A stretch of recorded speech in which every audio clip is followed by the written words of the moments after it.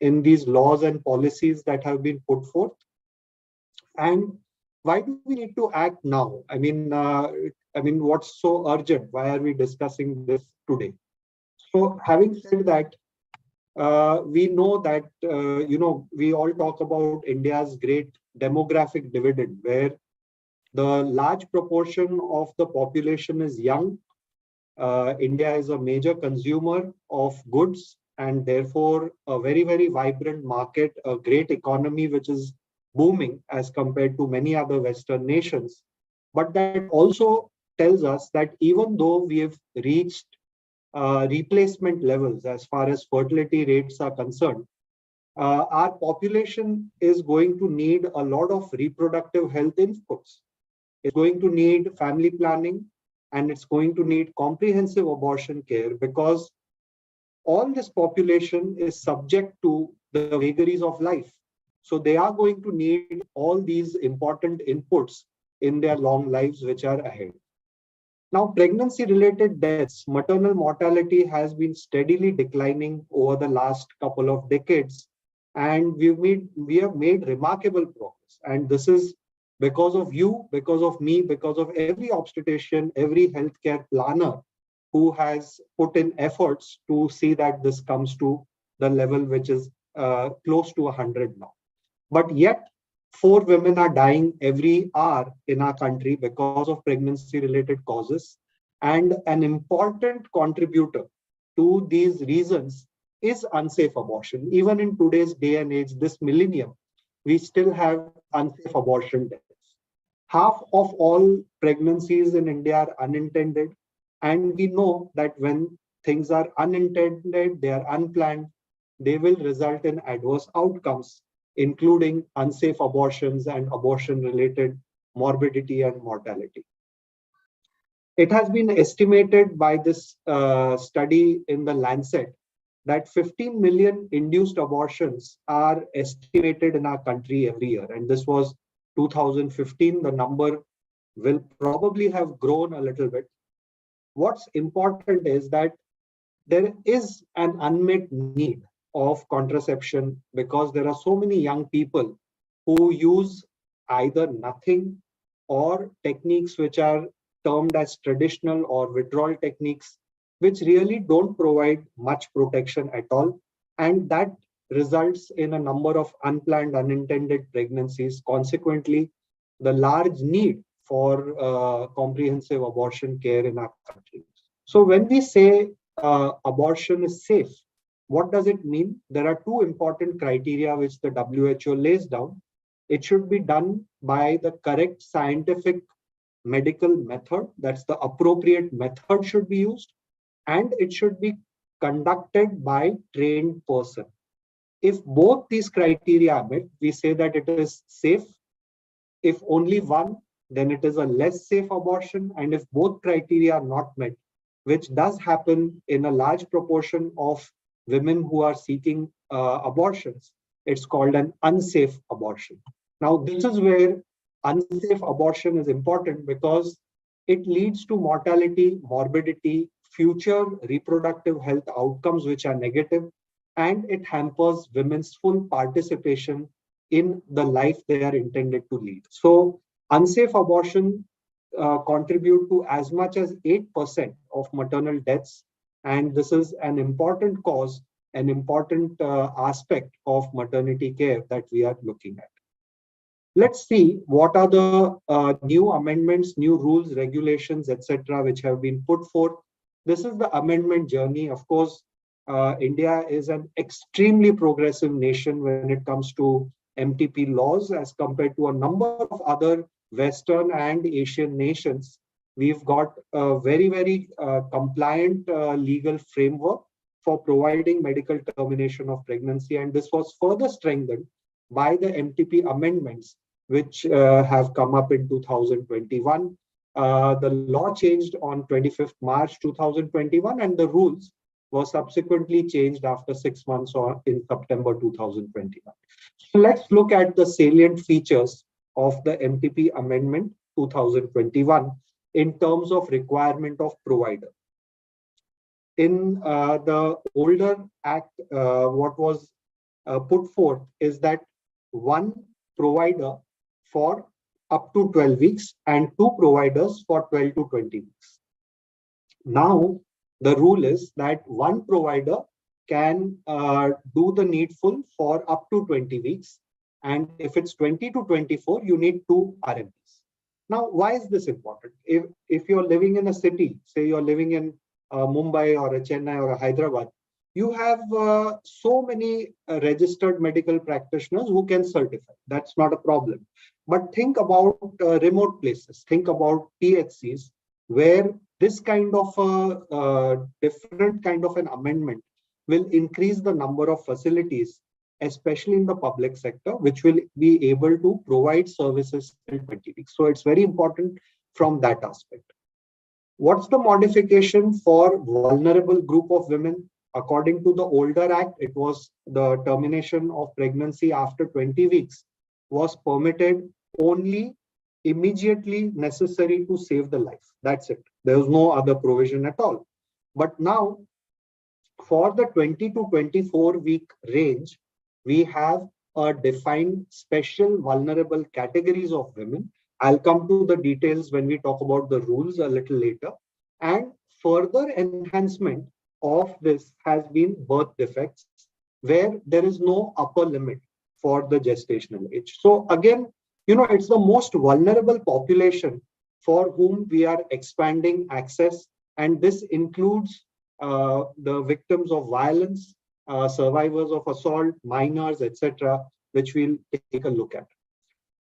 As far as birth defects and congenital anomalies, it was permitted only up to 20 weeks earlier. Now there is no upper gestational age limit, and it depends on the certification of a medical board. So this means that women don't have to access unsafe abortions when they have been diagnosed with a lethal fetal abnormality later on in pregnancy.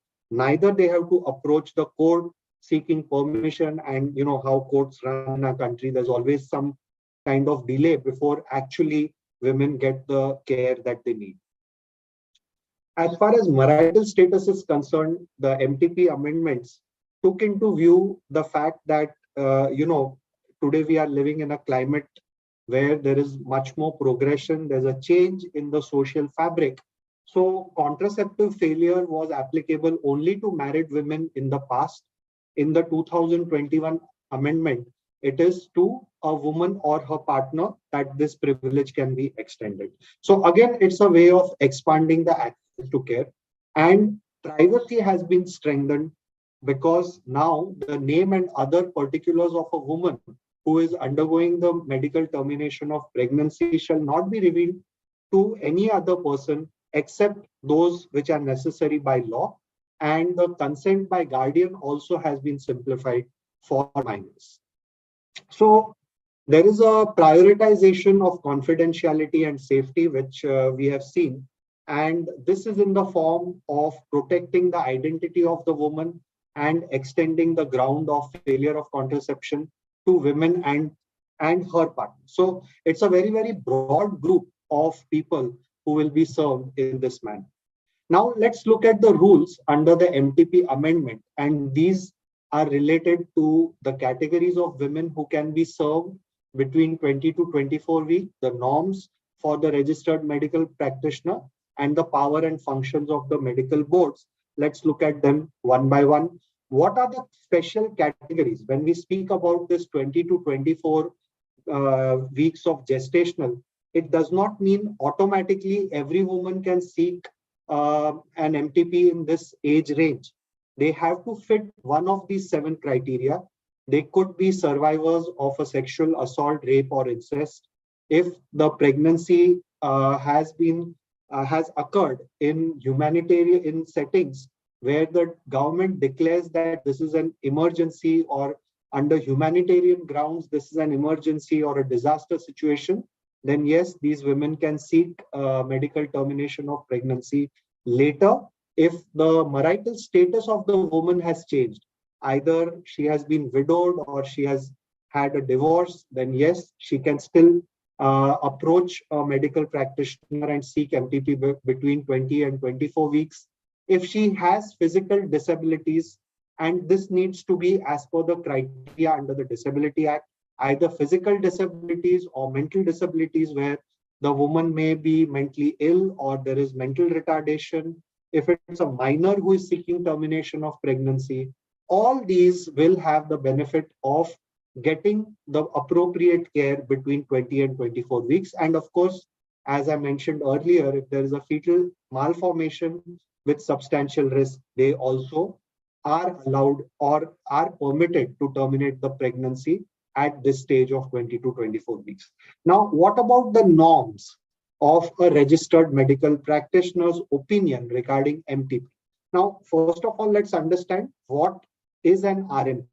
An RMP, as per the MTP Act, is an MBBS. So that's one thing which is very, very clear. Now, in those people who are MBBS, the medical practitioner should have assisted 25 cases of MTP, of which at least 5 done independently in a hospital, or 6 months of house residency in OBGYN, or a postgraduate diploma or degree, or at least 1 year experience in OBGYN. So all these people can become RMPs as under the MTP Act. Up to 20 weeks, 1 RMP, 20 to 24, you need 2 RMPs, and beyond 24, where there is a fetal malformation, you will involve a medical board. Now, what is the composition of this medical board? It's to be made as per the following suggestive points. And here there is some leeway. The head of department of the OBGYN of that institute will be the chair of the board. And it will have at least one member from a government hospital will be there. And then as and when required, other specialists may be involved. So for example, if you're dealing with a cardiac malformation, you may involve a pediatrician or a pediatric cardiologist or a pediatric cardiac surgeon to give an opinion. And any board member, if not available at that point of time for discussion, may be substituted by another one, by the chair, who is the head of department of OBGYN. Now, the powers of the medical board are really to decide whether they will allow or deny termination of pregnancy beyond 24 weeks for that particular type of abnormality which is there. It could be a physical or mental abnormality. And the provision is for serious abnormalities. As I said, they also have the power to co-opt other specialists onto the board to take their opinions. And the function is to examine this woman, look at her reports, provide their opinion in a particular form, that's a Form D, and to ensure that the termination procedure, when advised by the board, is carried out with all due safety within a matter of 5 days of the receipt of request for the medical termination of pregnancy. So there is an element of time boundedness which has come under the rules of the MTP Amendment 2021. Now, at FOGSI and at WHO, we have been on the right side of history. A lot of work has been done over the period of years, and this module is another step in the right direction. We are going to have 3 pillars of this module. I've spoken about the laws and rules workshop, and then there will be value clarification and respectful communication, which are all integral to this whole approach of respectful abortion care.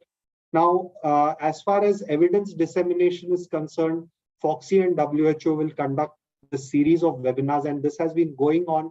A number of these webinars have already been conducted so that providers are trained in terms of how the law has changed. Value clarification is made very clear, and this should have a cascading effect on all the societies which are a part of FOGSI. And the idea is that each and every FOGSIan, by the time this program is completed, has been completely rolled out, will have an exposure to this very, very important information on respectful abortion care. And then we go to the values clarification, where we have the SAVOR module, which will address the subjectivity in abortion. We have some innovative tools. We are creating master trainers and removing bias for better care to be delivered. And we all know that the cornerstone of respectful care, maybe respectful abortion care or respectful maternity care, any form of care, is good communication, a discussion, a dialogue, and subsequent action. So that's the third pillar that we are looking at.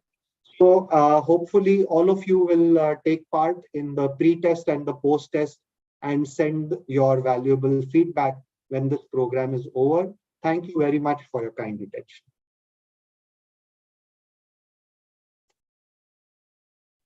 Thank you, Parikshit. That was really wonderful. I think you have added some more new points to the old presentation, and which was really informative. Thank you so much. Thank you. My pleasure. Now I think Kiran is going to take the next module. No, not me. I'm going for the third, ma'am. Sushila, madam, ma'am. Sushila. Yeah. Just Yeah. Okay, I'll just share my screen.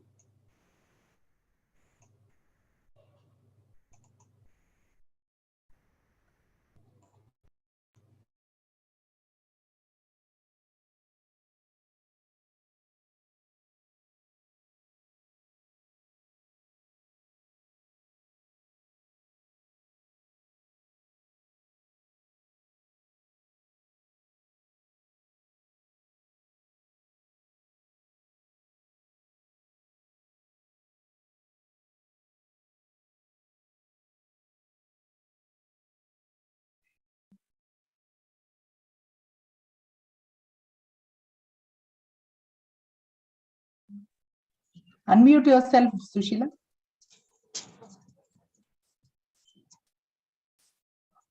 Sushila, unmute yourself.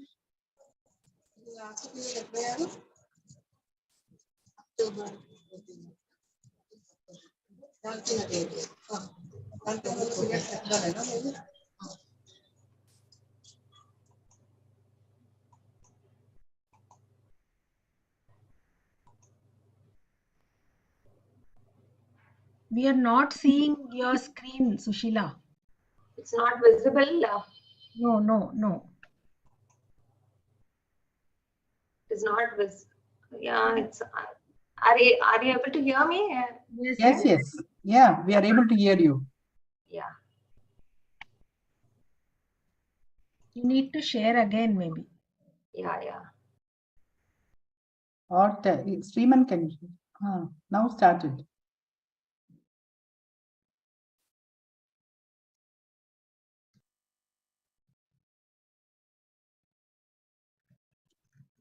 Yes. I think it's a little slow.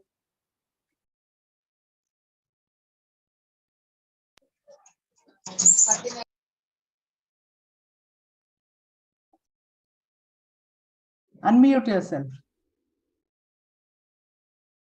Sushila, unmute yourself.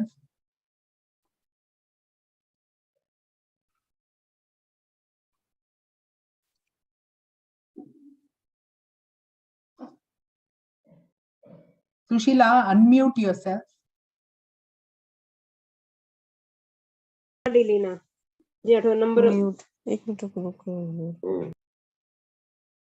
Sushila, Dr. Sushila, we are not able to hear you. Unmute yourself. There's some problem with her internet. Shall I call her? Otherwise, Sriman can share the. Yes. Dr. Sushila. Sriman can share. He shared it. She shared. Kiran Mai. Yes. Yeah. I'll just see once. Otherwise, I'll request. Sriman can share.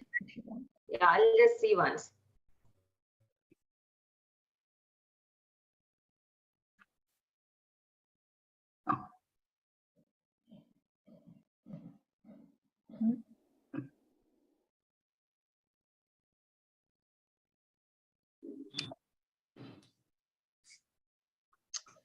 Once you are sharing, I think you are Muted.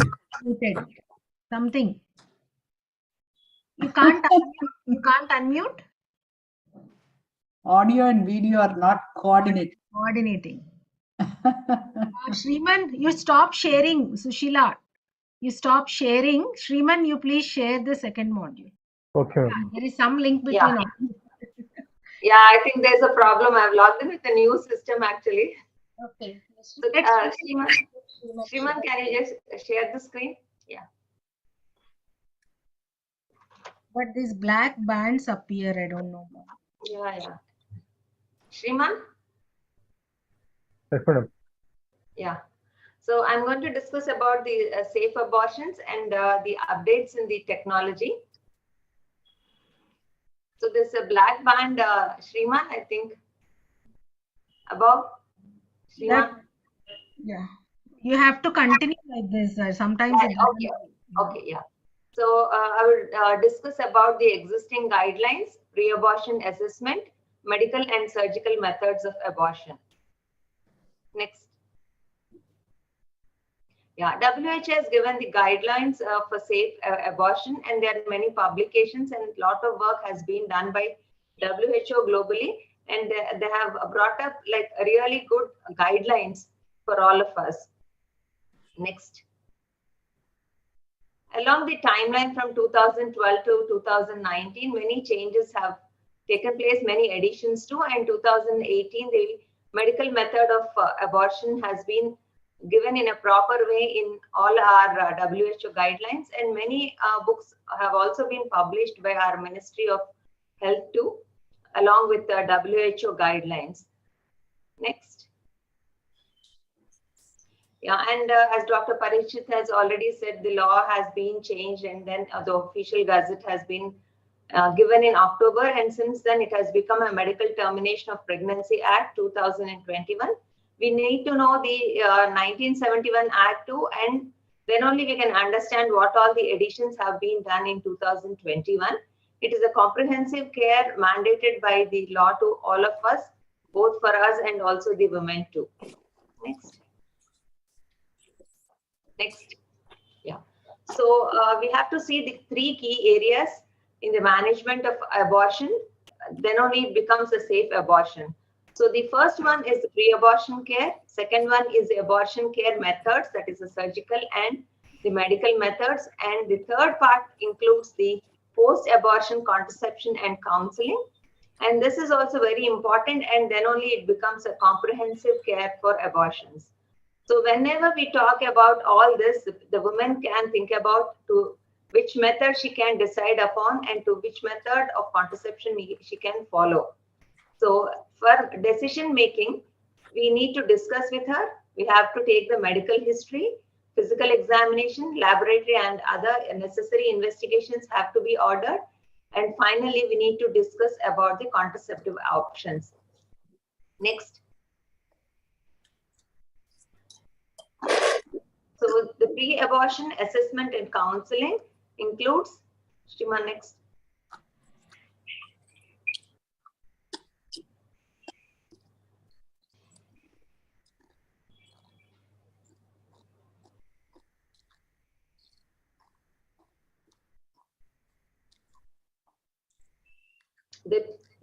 So the components of the pre-abortion assessment for the woman includes, as I said, the history taking, general physical and pelvic examination is a must, and laboratory investigations and decision making, information on abortion procedure and counseling for the choice of the procedure for the woman. So the gestational age, as we all know, is determined by the LMP and the physical examination. So it becomes an abdominal organ at 12 weeks, midway between the symphysis pubis and the umbilicus at 16 weeks, and at the level of umbilicus at 20 weeks. So we know how we determine the LMP by gestational age with the height of the uterus. But sometimes there are errors and the mismatch when there are uterine fibroids, multiple gestation, obesity, molar pregnancy, where the size of the uterus seems to be more than the gestational age.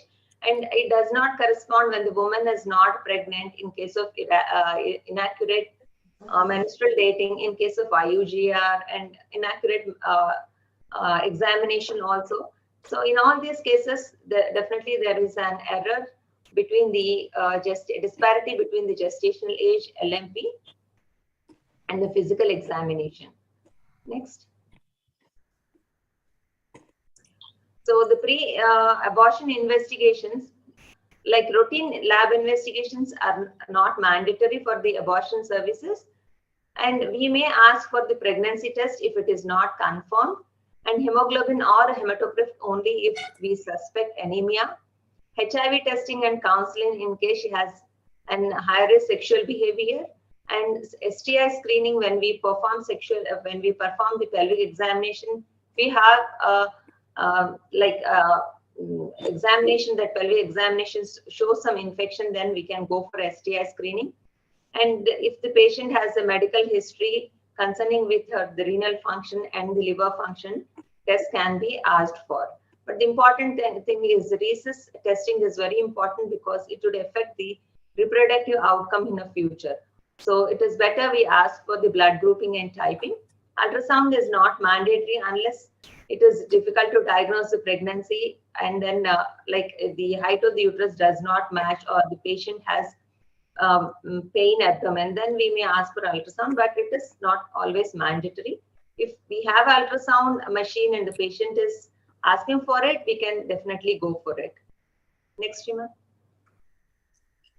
So ask why she wants an MTP, what are the thoughts about terminating the pregnancy, and inform her always that the early abortion is safe, and importance of the abortion with a trained provider, making it safety, we need to discuss to her, and we need to discuss about the methods of abortion, whether she wants to go for a surgical method or a medical method, and risk and warning signs associated with the abortion procedure have to be talked to her.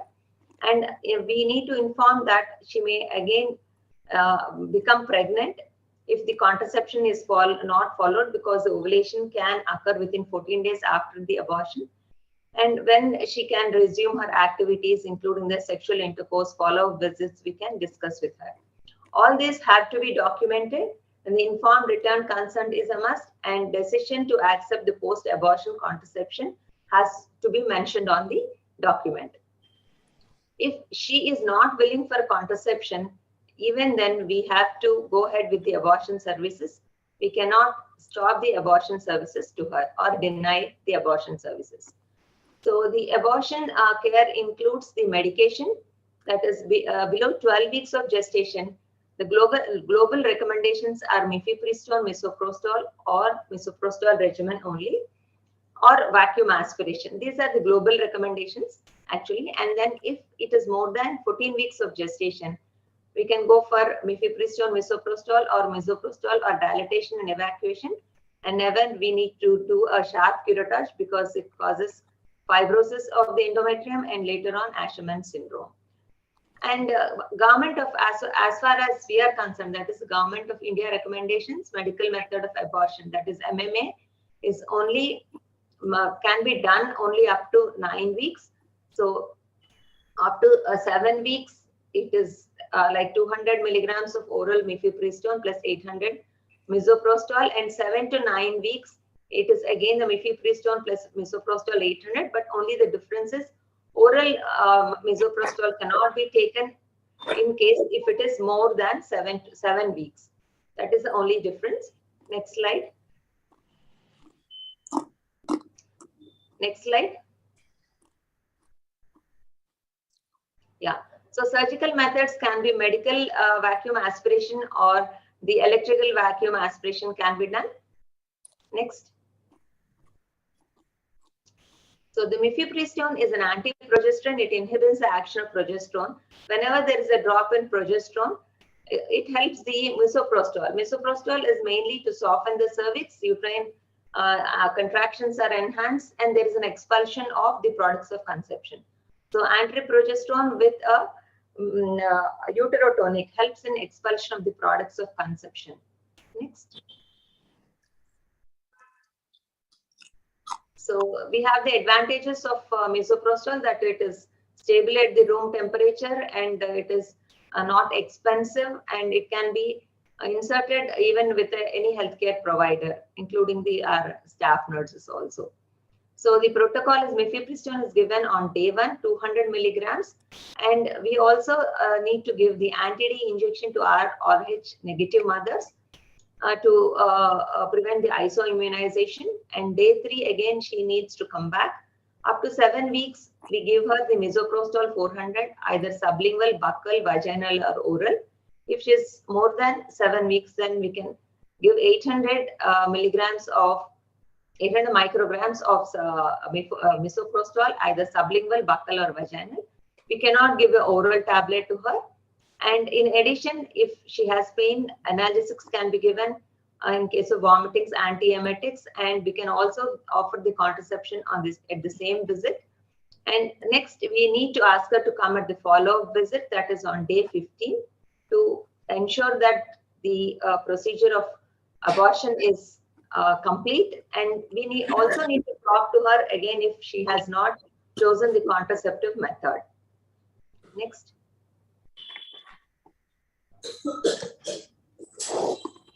So in the oral route, the pills are swallowed, and the side effects include the diarrhea, vomiting, nausea, fever, chills.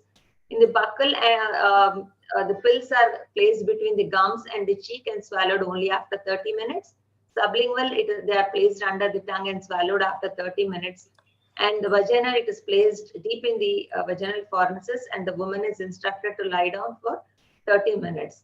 Because the peak drug is very fast to, the peak is reached very fast in sublingual and the oral, the side effects are more. So the diarrhea, nausea, all these are more in case of the sublingual and buccal, but in the vaginal, it is like inverted C. So it takes some time to reach the maximum, and also it lasts for a longer time with the effect. So these side effects are very low in case of the vaginal misoprostol. Next. So in the buccal, it is placed between the gums and the and swallowed after 30 minutes, both in buccal and the sublingual. Next, buccal mucosa and the teeth. So the WHO drug regimen for the dose schedule for medical abortion. So it is 200 milligrams of mifepristone followed by 800. And in case of misoprostol alone regime, 800 micrograms is prescribed.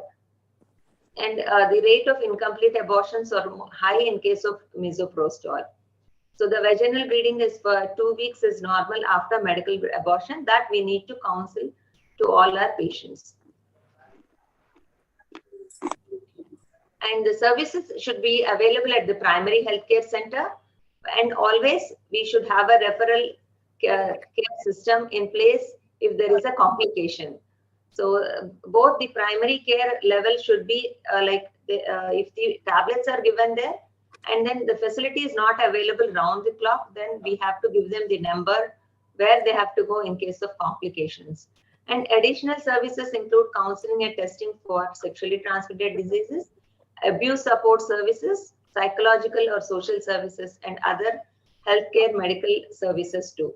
So in case she's anemic, we can provide her with the iron tablets, and in pain management, analgesics can be given, and emotional support, if she needs it, we need to provide to her. So routine follow-up is not necessary unless it is an complicated medical abortion using mifepristone or misoprostol. If it is an uncomplicated, routine follow-up is not needed. And if we want to give her a follow-up visit, then we can ask her to come on between 7 to 14 days after the procedure. And we need to call them so because if they have not chosen for any contraceptive services, or in case she needs any emotional support, or in case we need to address her medical concerns. But in case of misoprostol only regime, a follow-up visit is a must because the rate of the incomplete abortions are more with the misoprostol alone regime. Next. So assess the woman's recovery and ask for any signs and symptoms of the ongoing pregnancy, and review any medical records and referral documents if she has with her in the follow-up visit, and ask about any symptoms she experienced since the procedure, and perform a focused physical examination for that complaint, and assess the woman's fertility goals and need for contraceptive services. If we have not talked to her earlier, we need to talk to her and explain her that she cannot go for repeated abortions. So we have to talk regarding her fertility and also need for contraception. So in summary of regarding the medical methods of abortion, the pelvic, on the day 1 pelvic physical examination, both are done. We confirm the eligibility, that is, she is less than 9 weeks, and tablet mifepristone 200 milligrams is given orally. If she is a negative, Rh negative woman, anti-D, depending upon the dosage available, 150 can also be given. And we need to ask her to come back after 2 days, that is 48 hours. And when she's like leaving the facility, we need to give her the emergency number or the address of the emergency, and if she has heavy bleeding, to return back to the emergency, and record her experiences and the side effects on MMA card. The MMA card should be given and asked her to mark on it. And 3% of the women, they expel completely with mifepristone even before the misoprostol is inserted, but we need to complete this schedule. Next. So on day 3, misoprostol is inserted vaginally or can be given sublingually, buccally, and we need to observe her for 4 hours in the casualty or the emergency room. In case of pain, analgesics like ibuprofen 400 milligrams can be given. Again, we need to talk to her regarding the contraception, and we can start her on the hormonal methods on day 3. And the mean period of bleeding would be 8 to 13 days, which we need to explain them, and possible side effects like nausea, vomiting, diarrhea have to be told to them, and they are all self-limiting. And we have to talk about the red flag signs about the excessive bleeding, pain, abdomen, and fever. If she has all this, she has to return back to the emergency room and report if there is no bleeding also. That is, the process of abortion has not been started. Then also she needs to report in next 24 hours, and we need to give her the additional dose of same regime. And 75% of the women abort within 4 to 6 hours after the misoprostol administration. And in the follow-up visit on day 15, in case we have any doubt of incomplete abortion, we go for the pelvic examination. And again, if she has not chosen for the contraceptive method, we have to talk to her. And we can as well check for that total abortion process is complete. Then we can insert the IUCD and send her. And we can call her after the menstrual cycle for sterilization. And we have to explain her that immediate fertility return would be there within 14 days. And ask her to report back if she has not had her periods within 6 weeks after the completion of abortion process, to confirm that she is not pregnant again. And ultrasound only if the examination does not confirm the completion of the procedure.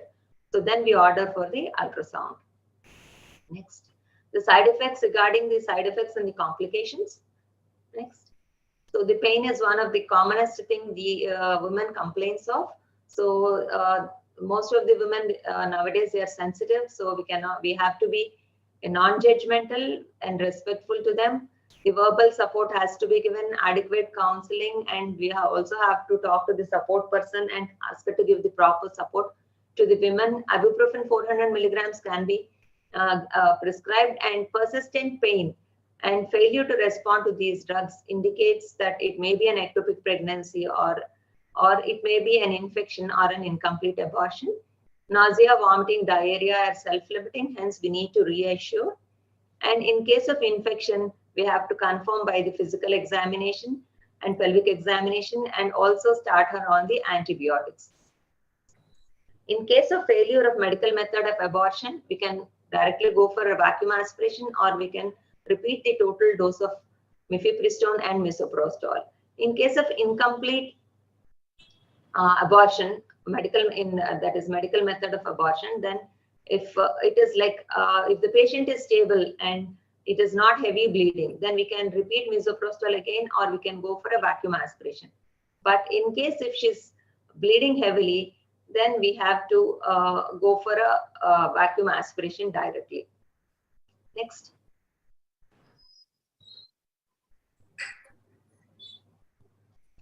So if the woman presents with excessive bleeding, that is bleeding more than her menstrual cycle, that is soaking 2 pads in 1 hour for next 2 hours, that is 4 pads in 2 hours, then we have to ask her to come to the emergency room. By the time if the bleeding decreases, then we can just observe her, and if the bleeding comes down, we can ask her to go back. But if the bleeding continues, We have to see for the vitals, PV examination is done. If the products of conception are in the cervical canal, we can do a digital evacuation. And if the bleeding reduces with the digital evacuation, we can ask her to wait in our facility and then discharge her once she's fit for discharge. But in case if the bleeding continues, that is like heavy bleeding and then soaking two pads continuously, soaking pads continuously, then we do an ultrasound. In the ultrasound, if only minimal bits are there, we can just admit her, see, wait and watch. And if she has continuation of pregnancy directly, we can go for vacuum aspiration. And in case only residual bits are there, products of conception are there, and woman is quite stable, we can as well give her the misoprostol 600 micrograms orally or sublingually. And always we have to remember that if the woman is not stable, to go for a surgical evacuation. Next.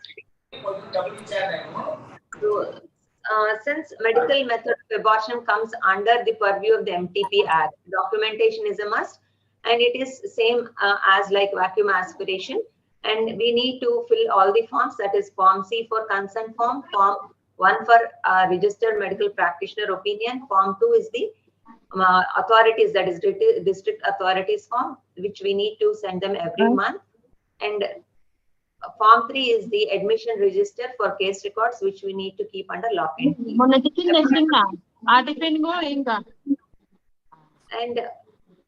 And all the, apart from all this, apart from all these forms which we fill, we also need to take the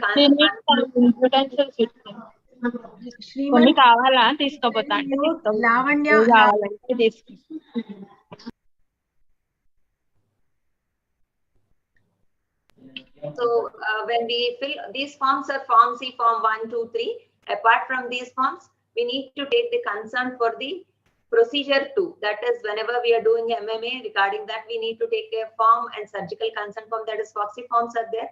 FOXY consent forms to say they are there, and we have to also take the signature and the consent for the procedure form also. Next. So the methods of the the surgical methods, both the medical manual vacuum aspiration and electrical vacuum aspiration are available, and we can do either with both of them.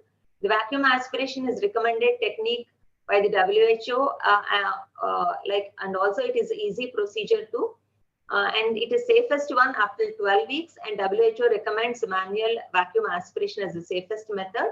And the procedure should not be routinely completed by curettage. As I said before, it causes the fibrosis of the endometrium and later on causes the Asherman syndrome. Next. And vacuum aspiration with the manual vacuum aspirator. This is a handheld vacuum aspirator where it has the buttons to create the vacuum and also a plunger. So it is an handheld one. The aspirator is attached to the cannulas 4 to 12 mm size in diameter, and the cannula can be used in multiple settings without the electricity. That is the advantage. And easy grip cannulas sizes are available, and the cannula size corresponds to the gestation. That is, 8 mm cannula is used for 8 weeks gestation, and 10 mm cannula for 10 weeks gestation. These are the cannulas, easy grip cannulas, which are Vijaya, please mute yourself. Vijaya, please mute yourself. Okay, ma'am. Shriman, next slide. So this is electrical vacuum electrical vacuum aspirator machine. This is routinely what we use in our OTs for suction cups and also for the amniotic fluid aspiration during the cesareans. It runs only with the electricity, so cannot be used in low resource setting. And this can, the suction tube can accommodate the cannula, and this can be used for aspiration of the products of conception when we put the connector to it. Next. So cervical priming helps us to decrease the duration of stay and also the abortion, and maybe it is considered in the woman with the pregnancy of gestational age to prepare the cervix and make it soft and easy to dilate. And this we mainly use whenever there is, like in cases of previous cesarean section, to prevent the ruptures. It is, and the recommended methods of cervical preparation before surgical abortion in first trimester are the oral mifepristone 200 milligrams 24 to 48 hours in advance, that is 2 days prior to the surgical evacuation. And misoprostol 400 micrograms either sublingually or vaginally can be inserted 2 to 3 hours prior to the procedure. This isn't like same sitting. She comes, we insert her, make her wait for 2 to 3 hours, then take her for surgical evacuation. And laminaria trends can be placed the prior day of the procedure too. Next. Sriman? Yeah. So the pain management can be pharmacological and non-pharmacological. It reduces the pains and anxiety and also makes the women more comfortable. Next. So the non-pharmacological pain management is to provide psychological support and to explain each step to the woman in advance so that she cooperates with the procedure and perform the procedure gently and smoothly and encourage the woman to relax and breathe deeply. Next. Yeah, so we have anxiolytics like diazepam, and also we can do under a short GA if the patient is not very cooperative. And the cervical dilatation, which is usually painful, we can go ahead with the paracervical block, and also with the analgesics also, they, like some of the patients do cooperate. And uterine cramping can be decreased with the analgesics, but there are side effects, but like gastritis, dizziness, seizures, but those are very comparatively like not serious side effects, so we can go ahead with them, make the women comfortable and complete the procedure. Next. So what are the steps of the manual vacuum aspiration? I'll talk to you on the next one or two slides. So we need to prepare the instrument, that is called the charging of the manual aspirator. We need to close the valve buttons and create a vacuum by pulling the plunger back. And then the woman is asked to empty her bladder, placed in the thoracotomy position. We pain the cervix, and a paracervical block is given by injection of the lignocaine, diluted lignocaine at 2, 8 position, 2, 4, 8, 10 positions can be used to administer paracervical block. This helps in easy dilatation of the cervix. The cannula is inserted in the uterus. Next. So we have to be at least 1 to 2 centimeters away from the fundus in order to prevent the perforation. And then the valve buttons are opened, and the products of conception can be like sucked out into the manual aspirator. And when we are doing, we need to rotate from 10 to 2 o'clock position when we are releasing after we release the vacuum button. Next. And when to confirm that the procedure is almost over, that is whenever we get a red and pink foam in the cannula, and gritty sensation we feel over the surface of the surface of the uterus, and cervix grips over the cannula and the uterus contracts around the cannula, then we can say that the uterus is empty. We need to inspect the tissue, and concurrent procedures like sterilization can be done, or IUD insertion can be done, and after the patient becomes stable, we can discharge her within 1 or 2 hours. And the instruments have to be soaked in the chlorine solution, and the strict asepsis as we follow is important for the next case. So the disinfection should be proper, and all the body tissues have to be removed. Next. And in post procedure, we need to monitor her for any complication. And when she leaves the facility, we should be careful that she's stable and she meets the criteria of the discharge, and ensure that the woman has all the information with her. That is, whenever she has a complication, where she has to come back, and be sure that she gets the medication before she leaves the facility. And all the documents have to be given to her along with the documentation. We have to fill our register at the facility. And whenever she comes back, it would be easy for us to manage. Next. And aftercare, that is the management of the abortion complications in case of incomplete abortion, infection, and in case of ongoing pregnancy. We have to see to it that the procedure is complete. And provision of the contraceptive information is a must, and we need to offer her the contraceptive counseling, and assessment of any other sexual and reproductive health needs have to be addressed. Mainly in case of the young girls, we have to talk about the high risk attitudes, and then how all these would lead her to the problems of infertility, etc. We need to tell her, and follow-up. No routine follow-up is needed unless it is a misoprostol alone regime, which is a new recommendation. Next. So in summary, to say, India has made historical progress in improving the access to safe abortion. This we can say because our rules have been changed, and the act has been passed in and gazetted in our parliament.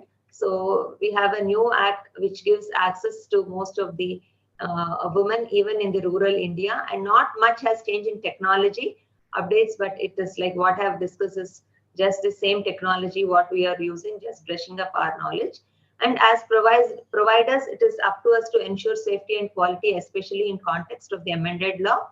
That is, we need to update with the amended law. We should know what is the 1971 Act, then only we can understand the 2021, because it is only an edition of it.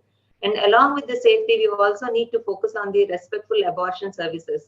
So definitely we need to give her a lot of respect to say, and then respectful maternity care, it is respectful abortion services we need to give her. And every client, maybe she's a private one, she's paying you, or if she's a public client, it is an opportunity to inform, educate, equip with a proper information on contraceptive and counseling. This means we have to talk to her, give her some time for counseling, and then ask her to follow the proper contraceptive methods. Thank you so much, and kindly do the post test, and the certificate will be awarded to all the participants from the FOXI and the WHO. Thank you so much. Thank you, Sushila, for that wonderful. I think it is all really, as you said, it's a real brushing up for all of us. Yes. Kiran, you're going to take the third module? Yes, ma'am. Thank you, Sushila, for ending with respectful abortion care and how we have to have that component in the comprehensive abortion care. So this module is very timely. Shriman, you have to allow me to share. Shriman? Yes, madam. Yes, ma'am. Yes, ma'am. Yeah. So the respectful component of the abortion care along with the technical component is equally, if not more important. So I'll be dealing with because this is a joint effort by WHO and FOXI. So the WHO Saver module is an important module. So that has been integrated with the respectful abortion care. So that is module 3, which I'll be dealing with. So I hope my voice is audible and my screen is visible. Yes, madam. Yes, ma'am. Yeah. So module 3 is all about safe abortion values, evidence, rights, and rights to respect. That is the saver. So the term means by WHO standards. This is the module defines the respectful abortion care by WHO standards, and highlights how norms and stigma affect the services that we give to our patients, and also provide the WHO saver resources for providing respectful abortion care.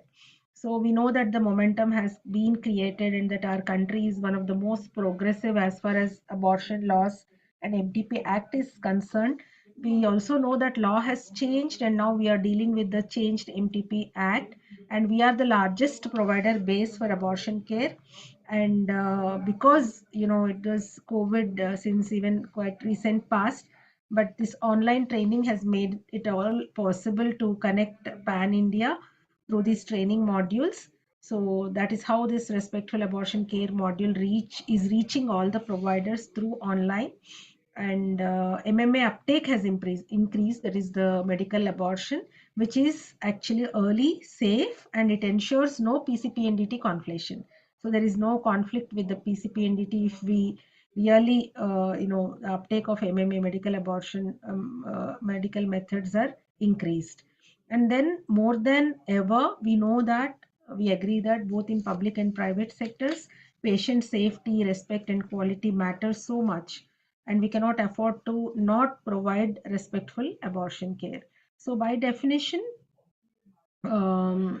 it refers to the care that maintains safety, dignity, confidentiality, ensures freedom from harm and mistreatment, and enables informed choice and continuous support during and after all types of abortion. So in simpler terms, it simply means that if you are a provider, you treat with dignity, empathy, and compassion, regardless of the patient's race, ethnicity, gender, socioeconomic status, or reproductive history. Most of the times for us providers, the bias sets not with the race, ethnicity part of it, but with reproductive history. Like we are judgmental, we may be judgmental if the patient is unmarried, or if she's coming for repeated abortions, or if she's coming for late abortions. So irrespective of what is the reproductive history and other factors, the patient has to be treated with all these qualities that I have mentioned, that is dignity, empathy, and compassion. And it is your right as a patient also. Then if you ever feel that something isn't right, you have to speak up, and as a health professional we are duty bound to listen and support. And in both ways, communication is the key. So now let's examine what are norms and stigma. We have mentioned in the previous slide that norms and stigma affect the respectful care, both maternity as well as abortion care. So let's just see, this is a small video from the WHO which tells us about the Social norms norms and are the stigma. unwritten rules of behavior that are considered acceptable in a group or society. Norms can change according to the environment, situation, and/or culture in which they are found. People's behavior may also change accordingly. What are some examples of social norms? In times of COVID 19, there are new social norms that are considered COVID 19 appropriate behaviors like wearing a mask, maintaining social distance, and to wash or sanitize our hands regularly. An example of a social norm that we must follow at all times is to not use profanity in conversation, especially formal or official conversations or when talking to patients, clients. Now let's look at some examples of social norms around gender. Girls wear pink, boys wear blue. This is a gender stereotype. Girls and boys can choose to wear whatever color they like. Color has no gender. Men should be working, strong, and not show emotion. Women should be caring and nurturing and stay at home. Men should work and make money. Women should take care of housework and children.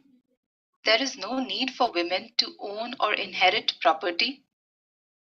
Now let's look at a few examples of norms around sexual and reproductive health.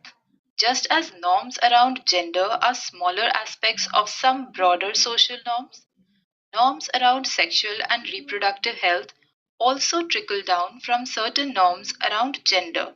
According to the WHO, good sexual and reproductive health implies that people are able to have a satisfying and safe sex life, and that they have the capability to reproduce and the freedom to decide if, when, and how often to do so. A woman should be married before getting pregnant and having children. Adolescent sexuality and premarital sex are unacceptable and immoral. Women are responsible for contraception. Now we see what is stigma. Stigma can be understood as a shared understanding that a person, a quality, or circumstance is somehow morally unacceptable. What are examples of sexual and reproductive health stigma? A shared understanding that sex before marriage is morally wrong and or socially unacceptable. A girl who uses a contraceptive method is promiscuous and will have problems when she decides to get pregnant. a married woman is more deserving of contraceptives than an unmarried woman. A girl who has had an abortion is committing a sin and brings shame to her community. Having an abortion has long-term health effects, and the woman's health will never recover to her pre-abortion state. Women who have had an abortion once would become habitual and avoid using contraception. It is important to understand that norms and stigma are different from laws and policies. For example, an unmarried girl seeking abortion is considered immoral due to stigma, whereas, as per law, sex selective abortion is illegal in India. In this exercise, we explore how social norms and stigma influence access of reproductive health and rights, how people experience SRH stigma, the impact social norms and stigma have on our actions personally and professionally, and the impact they have on the actions of others, personally and professionally. So the video basically discusses that our the stigma of the society and the norms and the norms of the society and the stigma that we attach to certain actions, they will influence our the care, the type of quality of care that we provide to our patients. So we should not let the norms and stigma affect our practices, and we should make sure that we are legally sound and technically correct, and we offer always respectful care. It is not in our place or position to judge the woman for her choices. So that is one important thing to remember, because these stigma and norms are the foreground, or they perpetuate the disrespect and abuse. So when we consider the rights of every woman, especially the reproductive health rights, uh, every woman has a right of freedom from harm and ill treatment. She has a right to information, protection under various laws, that is MTP law, POXO, the present MTP law, informed consent and refusal, and respect. We have to provide her respect for whatever choice and preferences that she has, and the dignity and quality of care. And she also has the right to timely health care and to the highest attainable level of health, liberty, autonomy, self-determination, and freedom from coercion. So if these rights are not taken care of, then that can lead to disrespect and abuse. There are 7 types of disrespect and abuse. One is physical abuse, which used to happen maybe many years back, so which doesn't happen now, but definitely we know patients who complained of the slapping and intimidation physically by the healthcare providers. Then there is a lot of complaint by the patients or clients about verbal abuse by the healthcare providers, especially non-consented care, shouting and screaming. Then there can be sexual abuse whenever there is this abuse of power and taking advantage by the healthcare provider of the vulnerable situation of the patient. And then there's stigma and discrimination, that videos which we have seen just now. And finally leading to failure to meet professional standards of care, poor rapport between women and providers, and the constraints and conditions of the health system, especially in public sector, where there is a lot of patient load, and we will not be able to generally provide the privacy and one-to-one counseling and respect and dignity of care. So the domains of respectful abortion care, again, I'll repeat, these are 12 domains of respectful abortion care. That is, again, free from harm, confidentiality, dignity, choices, seeking informed consent, access to support and quality, equitable and equal. Equitable is whatever facilities that you have to provide in an equitable ratio. Then availability of competent and motivated providers, provision of contraception advice, and continuous care and counseling. So now that the MTP Act, we know the changes you have been listening to from first talk, how it has changed. Right now we have only one provider till 20 weeks. That means that this provider has more responsibility towards counseling, offering contraception, referral, and compassionate care. So the burden is more, the onus is more on this single provider. And well, the provider has to understand that every patient is an opportunity to offer respect. And as providers, the onus is on us to educate and also to reduce sex selective abortion. Now we know that 20 to 24 weeks are the special cases for women who are vulnerable and under special categories like rape victims or sexual assault victims, widows and all. So again, this is one section of women where they may face stigma and discrimination because of their situation. Again, this is the place and time for healthcare providers to understand the need for sensitivity and judgment-free timely services. So 20 to 24 weeks when a woman comes for abortion, so one has to be very careful while dealing with such patients. So as providers, we need to be mindful of the various socio-cultural aspects, and if we don't understand such certain socio-cultural aspects, we cannot humiliate and disregard those things. Then there is another video which I'll not be running completely, but this is a guide to avoiding stigmatizing language, because this WHO module very clearly says how we have to avoid certain terms. Like we need to avoid saying abort a child. We have to say terminate a pregnancy. We have to be legally accurate, because there are not just one MTP law.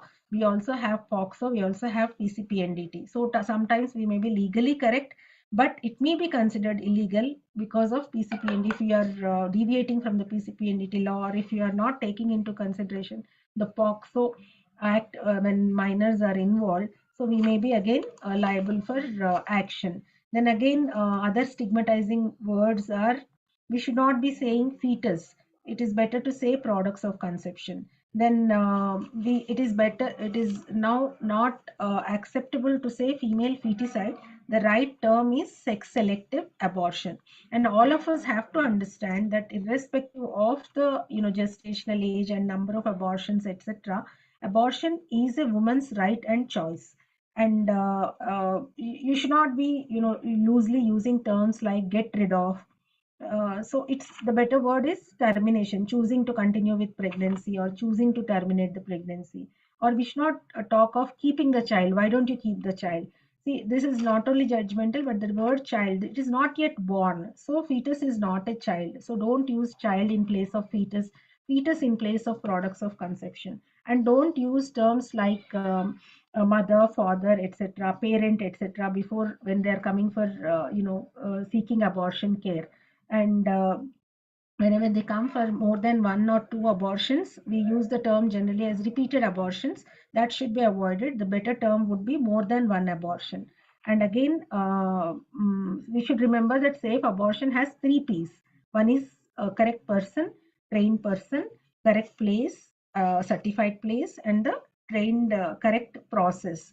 So these are the certain guide and language and terminology we need to avoid and keep in mind. Then coming to the Safe Abortion Values Saver Kit, I'll just run this video. WHO website, the Saver site has various resources to understand what it is to provide safe abortion values and No respectful woman abortion should care. die due to an unsafe abortion.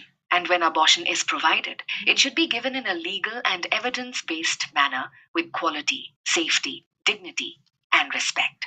WHO has a toolkit on safe abortion values, evidence, and rights, or WHO Saver, which is a module based training for doctors, nurses, health providers, program managers, and really anyone to assess our values, address our biases, and learn together to transform our attitudes towards respectful abortion care for anyone who needs it. During the COVID-19 pandemic, we adapted and converted the WHO Saver Toolkit into an innovative, gamified, hybrid version that you can do either in person, online, or as a combination with an expert trainer, or simply by playing one of the standalone games from the comfort of your home. Saver has 4 modules: Engage, Inform, Explore, and Equip. In the Engage module, participants review recent media stories from the country about gender, unintended pregnancy, the realities of safe and unsafe abortion, and juxtapose these with the global standard definitions. In the Inform module, participants share and discuss background information on SRHR, on safety of legal abortion, contraceptive prevalence, abortion incidence and safety, abortion law and safety, and achieving reproductive rights in the global and regional or local context. In the Explore module, Participants will play various games and watch videos relating to gender, safe abortion, preventing unwanted pregnancy, explore social norms and values, and consider how these may be rooted in stigmatizing attitudes or contribute to stigma from a personal perspective. The Equip module is to promote knowledge of, interest in, and further use of WHO guidelines and tools, with a focus on guidelines and tools relevant to contraception, abortion, and post-abortion care, towards the many steps needed for achieving the Sustainable Development Goals, also known as SDGs, building resilient health systems for universal health coverage, or UHC, leaving no one behind. We must remember quality and dignity of care matter as much as saving lives. SAVOR is our small step towards SDGs, starting with ensuring safe abortion is provided with values, evidence, and rights or respect. So this is about the SAVOR module by the WHO. There are, games and like Cross the Line, Personal Compass. Those who are interested can really search this WHO SAVOR toolkit and explore this regarding safe abortion values. So now we'll come to a little quiz or feedback or kind of what we have learned and unlearned. We know that in 1970s we have moved away from unsafe abortion by the 1971 MTP Act. To 2000s, we always focused on safe abortion, how to avoid, illegal or unsafe abortions. But now 2020s, the key component is the respectful abortion. So we'll have few recap questions. According to the WHO organization, just can type in the chat box your responses. According to the WHO, restricting the access reduces the number of unsafe abortions. Do you feel it is true or false? Just let's have some responses in the chat box. By reducing the access, are we going to reduce the number of abortions, or is it the other way around? So it's false. Dr. Gopal Raj feels it is false. By restricting, we cannot reduce the number of abortions. False. Yes, false. We are having few responses. Let's see what is the answer. It is false, because this is a common myth that by increasing the access to abortion, that women will seek more and more abortions instead of seeking contraception. Actually, it is not true. By restricting the access, we actually increase the number of unsafe abortions. So when is abortion considered safe? Is by appropriate methods, by trained persons. When both the criteria are met, then only it is safe abortion. So by restricting the access is not the answer. So a 30-year-old woman, recently widowed, wants to get an abortion at 22 weeks. As you can see, she belongs to the vulnerable group, and her pregnancy has crossed 20 weeks. She's at 22 weeks. Now she comes to you. Is it your responsibility to tell her to continue this pregnancy because of the advanced gestational age? What do you feel? Just put it down in the chat box. Is it yes or no? No, no. We are having few responses. So Dr. Vijaya, Rita, and many others have felt that it is no. So let's see the answer.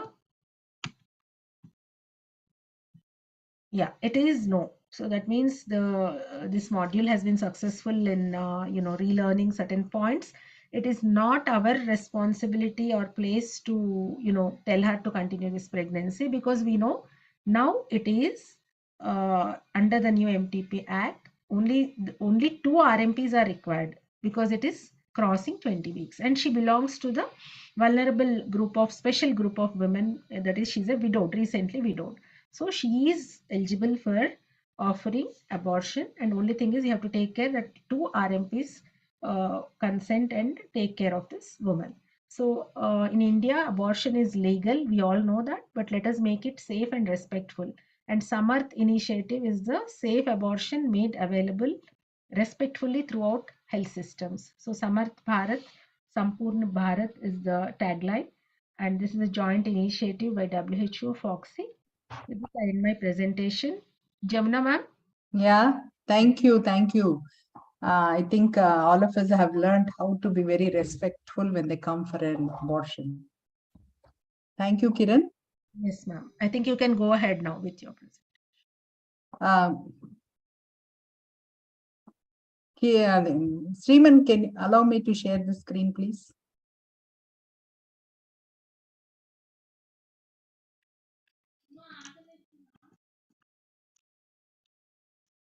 Sriman?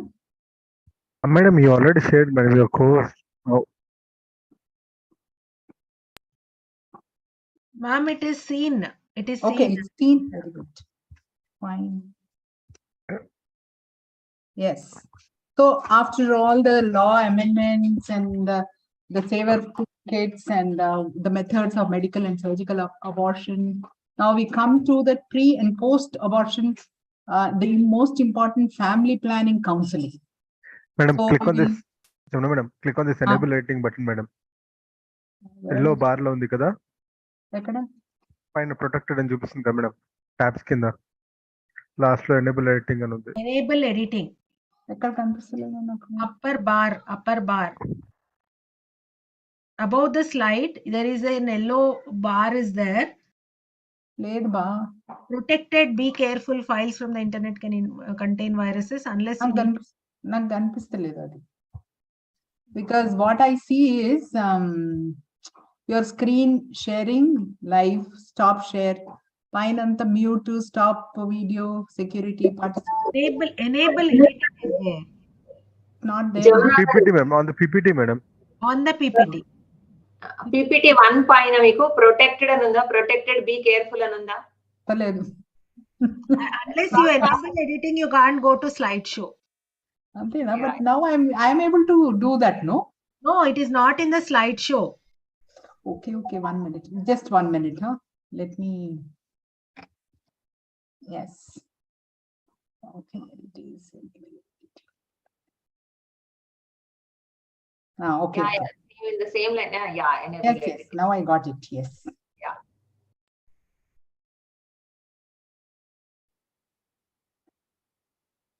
Oh.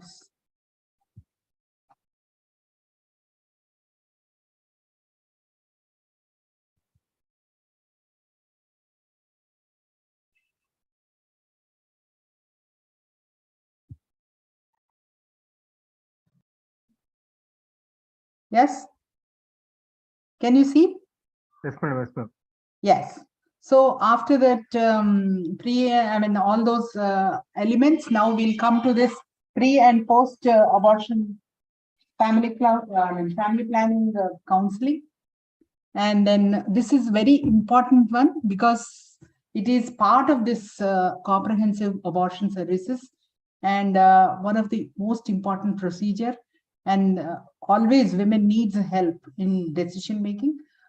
Wherever needed, the spouse also should be part of this decision and should be counseled by us. So pre-procedure counseling, I think Sushila has told so many times that help women to decide about termination of pregnancy and help her to choose the method of termination, ensure delivery of complete information, then adopt a contraceptive method. And this she has been told very nicely. Then it is very important for all of us to ensure the privacy and confidentiality, and we should be non-judgmental and very sensitive. Then we have to develop a rapport with the women and use very simple language and allow the women to clarify her doubts. And if she has made up her mind for termination, then we have to assess and go ahead with the procedure. Then we have to tell her that you may quickly return of fertility is there. So we have to explain to her. Then we have to take this opportunity time for contraceptive acceptance and minimum 6 months gap before next pregnancy. Then health benefits, we have to talk about it and how it is going to be a better future pregnancy outcomes. This has to be mentioned to the woman. And 90% of abortion-related maternal mortality, which can be easily prevented by ensuring contraception. So when to start? I think first point of contact, that is first visit, is the best one. Then exception is, of course, if there is a delay. Then what to counsel? Importance of return of fertility, that is 10 days to 4 weeks. Then help her to give the choice and help her. Then method-specific counseling is very important. Then high-risk behavior we have to identify, and wherever if it is applicable, we have to look into that. Then we have a big basket of contraceptive methods. And if the woman is not willing for any contraceptive method, then we are not supposed to refuse for MTP. And again, we need to try and counsel her after the procedure. And if she's still not willing, call her for follow-up. And then again, you take the time and keep counseling. Probably one day we will be successful. Then abortion process, once it is completed, when there is no infection, there is no injury, then chances of fresh pregnancy ruled out, then we have to go ahead for the family planning procedures. So we have to ensure women has understood the precautions and care needed during post-abortion, opportunity to counsel for contraception, and reinforce the need for continuing the use of contraceptive method which is chosen. Because we see a lot of failures of following the contraception. So continue to ensure privacy and confidentiality, then always reassure her in case of any problems, then repeat the information about the post-procedure care and danger signs. And already if opted, then appreciate her, then immediate care of IUCD or MPA, then ongoing if it is oral pills, follow-up protocols we need to do, continuity, reproductive intuition. Then if we can give them cards for follow-up, it is be easy for them and for us. And if undecided, what are the anxiety she got about the contraceptive methods? We need to understand and counsel her again. Then important of immediate adoption and chosen for contraception. Then extended period of adoption. Then couple counseling and emergency contraceptive pills. So post-abortion contraceptive methods, we know that barrier methods, which are condoms, as soon as sexual activity is resumed, the first trimester, after first trimester or second trimester abortions, and it is advised as soon as the activity is resumed. Then additional information, no hormonal side effect, can be used without consulting a health provider, easily available. Then it prevents against STIs, which includes HIV, and enables men to take responsibility of the contraception. Then in case of intrauterine contraceptive devices, then inserted immediately or up to 12 days after confirmation of a completed abortion using the surgical method, or with MMA inserted around day 15 of the process, provided complete post-abortion products of conception expulsion, which is confirmed, and risk or presence of infection or any other contraindication, they all should be ruled out. And in case of second trimester abortions, it can be inserted immediately or up to 12 days after the procedure is complete and contraindications are ruled out. Then additional information is they are very highly effective and provides very long-term contraceptive, that is up to 5 years.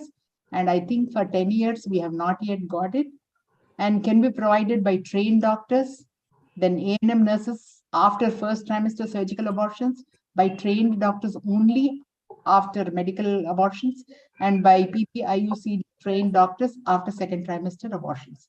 So no interference with the sex is seen, and immediate return to fertility on removal of this IUCD.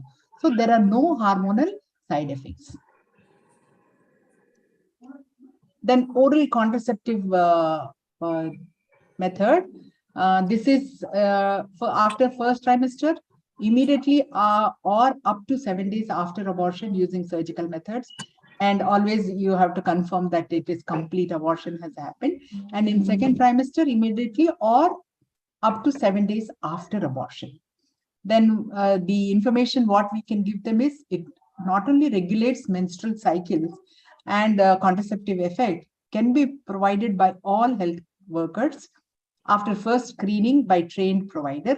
So no interference with the sex, and offer protection against ectopic pregnancy, endometrial and ovarian carcinomas, and benign diseases such as fibrocystic and fibroadenomatosis. And it is not suitable for women who are breastfeeding babies less than 6 months old. Then coming to long-term injectables, that MPA, it can be advised immediately or up to 7 days after abortion using surgical method or MMA. And it can be started on day 3 with the dose of misoprostol. Then in second trimester, immediately or up to 7 days after abortion. Then they are highly effective. Confidentiality and privacy is maintained, and it can be provided by doctors and above Ayush ANMs nurses after screening by the doctors. For the first injection, no interference with the sex, no effect on the quality and quantity of breast milk, no estrogenic side effects, and offers protection against ectopic pregnancy, ovarian cancer, iron deficiency anemia, and uterine fibroids. Then coming to female sterilization. This can be performed after an abortion in the absence of any infection or severe blood loss. Concurrently or up to 7 days, both mini-lap and laparoscopic sterilization can be done. And with MMA, it can be done only after the first menstrual cycle.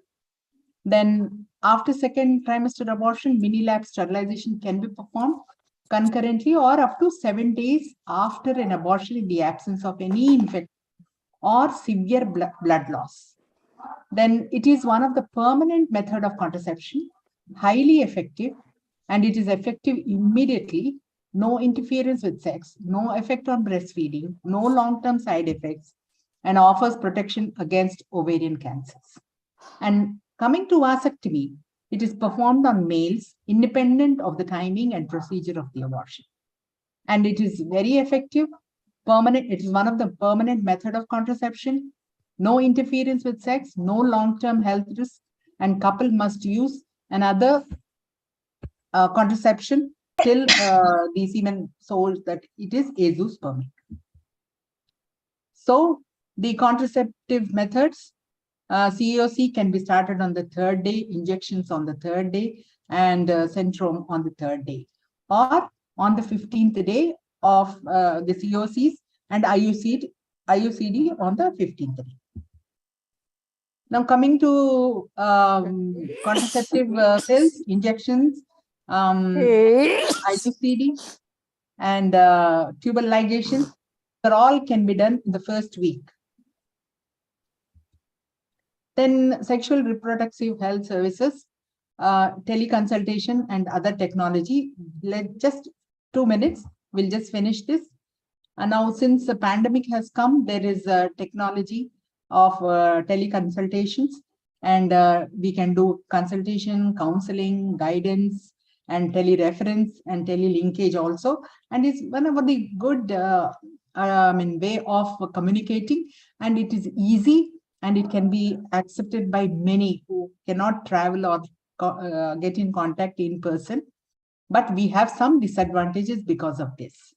And of course, there are advantages of that they have websites where they can just go through it, like Hamdo, social media like Ask Tanu, YouTube, where these informations are there and they can get the informations. Then infographics are there, helplines are there. Then a lot of patient education platforms are there by WHO, MOHFW, and RCOG, which gives information to women who would like to know, or the people who would like to know about this family planning procedures. So, but there are some strengths and weaknesses and opportunities and threats about this teleconsultations. What is the strength? Because it was a very good media of communication during the COVID era, and it was approachable throughout the process, and confidence was there. Awareness can be spread out, and questions can be answered at ease. But weakness is there was no face-to-face consultations, and the demonstration was lacking. The opportunity was that privacy and comfort could be achieved, and it is not only that, but cost saving was there, and number of visits were cut down. But the threat was we could have missed some opportunities, and we could have done some misdiagnosis also. Then applicability of components.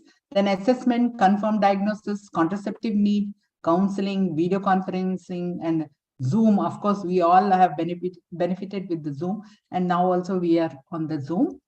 Then follow-up, there are hybrid services, 1 visit, and MMA 3 visits at least is a must. So the key message is we have to realize the need of post-abortion family planning procedures, and we have to bring the couple on board, and we should strive for 100% coverage.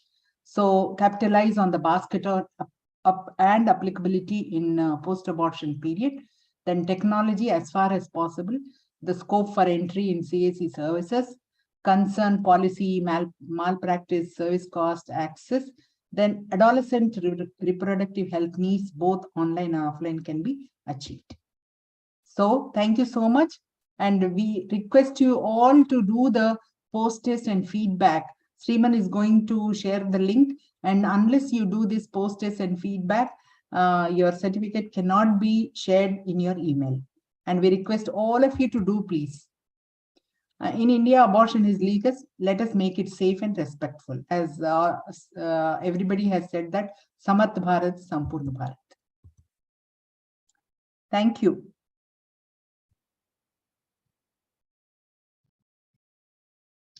Thanks. Thank you, Jamna ma'am.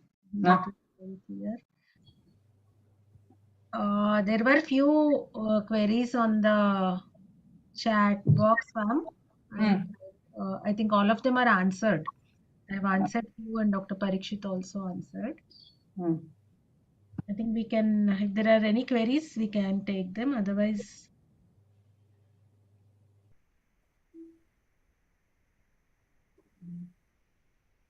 any queries?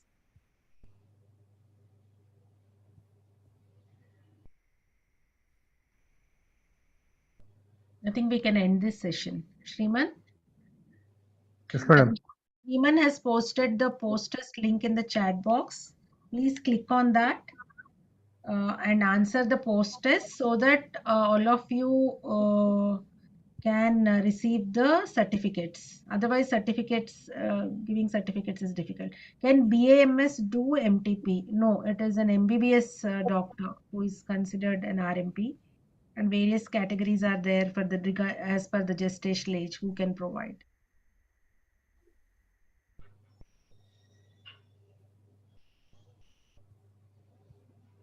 I think this is a question in all the RAC programs. It's being asked. Because many of the BAMS, we have had this bridge course has started. Some of our doctors are training, but very clearly the certificate that they have been provided is sufficient only to give first aid, it seems. Yeah, that is true. Only for first aid. So beyond that, they can't use that certificate. If they come to the emergency in a shock, maybe they need to the bridge course. That is only because in some areas, the RMPs are not available. I mean, registered medical practitioners are not available for the women. That's the reason why they are doing this. They'll be practicing. So why not train them? Yes, agreed.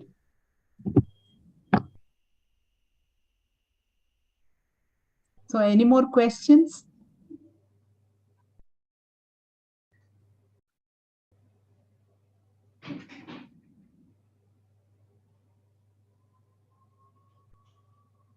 So we can, I think, wind up this session.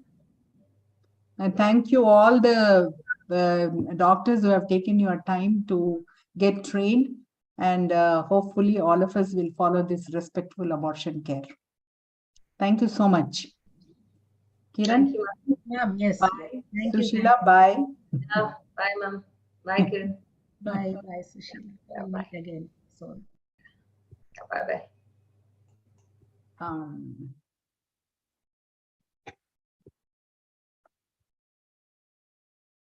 Sriman? Yes, madam. So we are winding it up. Okay, madam. I'll wait for 5 minutes and I'll end the meeting. Okay, thank you so much, Sriman. Welcome, ma'am.